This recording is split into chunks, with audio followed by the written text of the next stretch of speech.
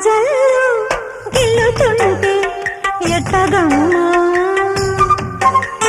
నీటి ముల్లే గుచ్చుకుంటే ఎట్టగమ్మా సన్న తొడిమంటి నడుముంది నయలే చూసి ఆలించుకో ఆనజల్లు గిల్లుడింకా తప్పదమ్మా వంటి మొగ్గ విచ్చుకోక తప్పదమ్మా